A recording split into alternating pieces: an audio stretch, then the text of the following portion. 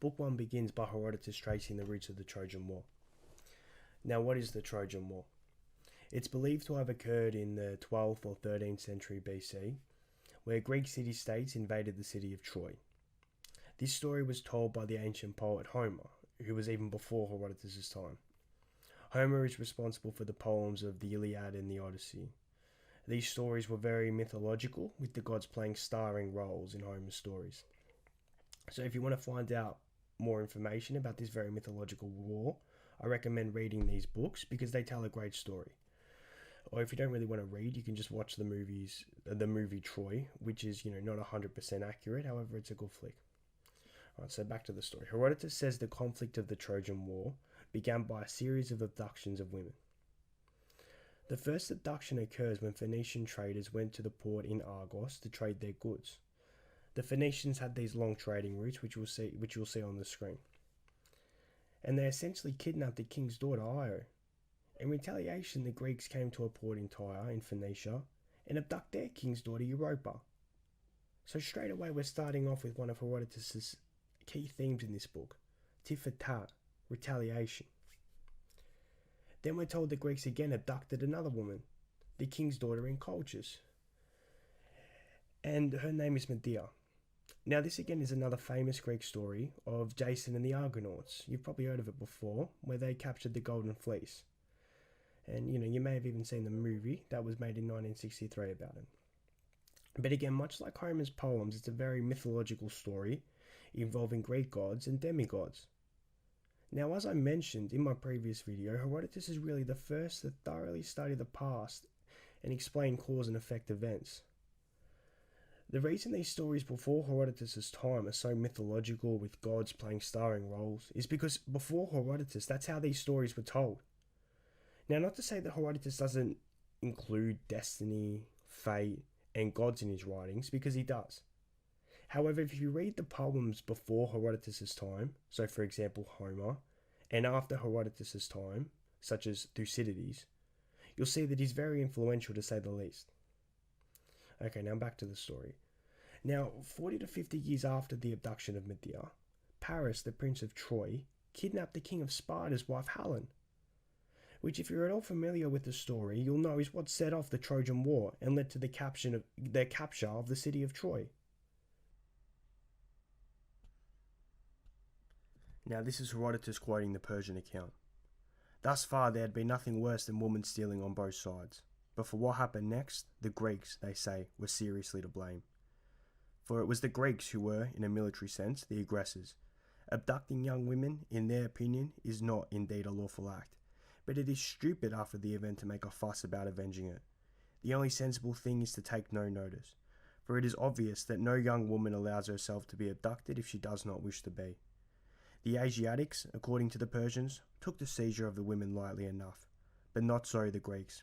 The Greeks, merely on account of a girl from Sparta, raised a big army, invaded Asia, and destroyed the empire of Priam. From that root sprung their belief in the perpetual enmity of the Grecian world towards them. Herodotus says he got this account from learned Persians, and in the Persians' view, this is what originally made them enemies with the Greeks. So according to Herodotus, the Persians date the Greco-Persian conflict all the way back to the 12th or 13th century BC. Now it seems Herodotus needed to clear the air regarding who first injured the Greeks, because after this he moves forward in time to 560 BC, and we're introduced to the king of Lydia, Croesus. I don't know if you've heard the saying rich as Croesus before, but this is the guy where the saying comes from, so to say the least he's not struggling. Alright, so Herodotus then explains how the kingdom passed from the family of the Heraclids to the family of Croesus, the family of the Myrmidai, 5 generations beforehand, in 716 BC.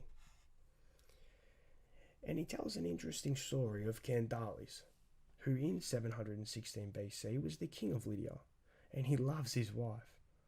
So much so that he made his bodyguard Gyges listen to eulogies written about her beauty. And Candaules didn't believe Gyges was convinced enough of how beautiful his wife was. So he said, I want you to see her naked, because then you will believe me. And we're told Gyges protests this and says it's wrong and says it's shameful. But Candaules is having none of it. He says, no, you're seeing her naked. So he says, hide behind the door while she's getting undressed in our room. And after you see her naked, you can leave. So he does this. But Candaules' wife sees him as he's leaving. Now, we don't get the name of Candaules' wife because, to say the least, in ancient history, women get the short end of the stick and are hardly mentioned. But we're told when she notices him, she doesn't say anything until the next day. The next day, she calls him into her office and says, you've got two choices. You can either die here on the spot, or you can kill my husband for shaming me like that, take the throne for yourself, and have me as your wife.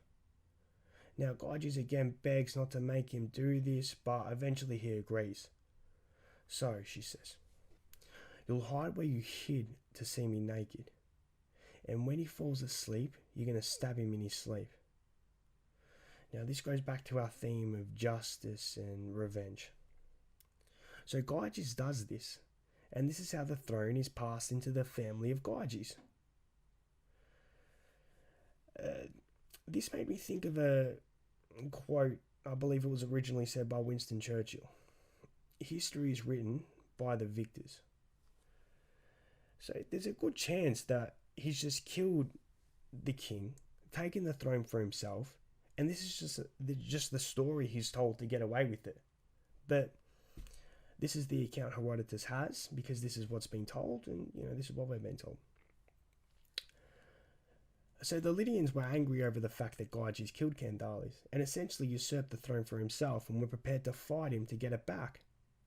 But what Gyges did was have his power confirmed by an oracle, meaning a representative of the gods confirmed that he is the rightful king, and it's the will of the gods that Gyges be king.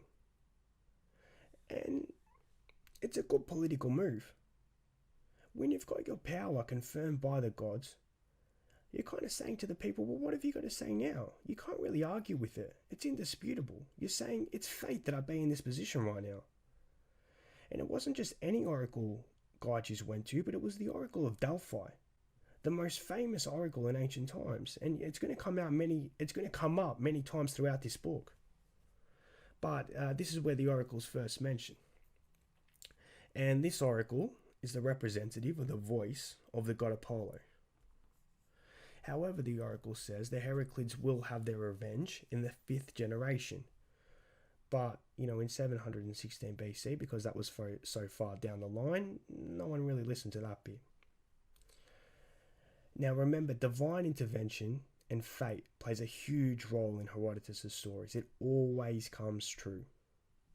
Now, once Gyges' power is confirmed, we're told that Gyges sends expensive gifts of golden bowls and vases, which you could interpret as trying to keep on the god Apollo's good side and keep getting positive feedback from the oracle.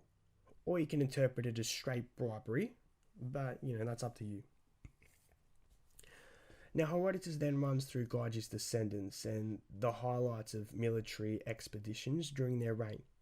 He tells of Gyges' great-grandson Alyattes, the father of Croesus, and the plunders of Milesia, of Adion of Lesvos, who was a famous musician and apparently rode on a dolphin's back. But after Alyattes, we get to Croesus, who succeeded his father at 35 years of age. And 5 years into his reign, he starts attacking Greek city-states on the Asiatic coast and forced them to pay tribute. And once he was finished with the Greek cities on the mainland, he turns his attention to the islands off the coast. And he began by building a navy. So representatives from Greece came to see Croesus in Sardis, the capital of Lydia, and says, while you're building your fleet, the islanders are raising 10,000 horse to attack you in Sardis. And Croesus laughs and says, I wish they would, because the Lydians had a very formidable cavalry. And then the representative says, well, what do you think the Greek islanders would want more than catching the Lydians at sea to get their revenge for their mainland brothers? Because the Greek islanders, they already had a navy, they were experienced in naval warfare. So Croesus, he agreed. So he abandoned the Lydian fleet, and decided to form a treaty of friendship with the islanders. So Lydia, at the height of its power, was a very rich and powerful empire. So all the representatives from other countries came to Sardis to visit Croesus and, pay their respects. In here, Herodotus tells the famous story of when the Athenian statesman Solon meets Croesus in Sardis. If you don't know who Solon is, he's credited for first introducing democracy into the world, and first into Athens. So he's a big deal and very wise. If you want to find out more information on Solon, I recommend reading Plutarch's book on him in his live series. But back to the story, Croesus shows Solon all the riches of Sardis, and he asks him a question. But we're at the 10-minute mark, so this is where we'll leave it, and I'll see you all in the next video.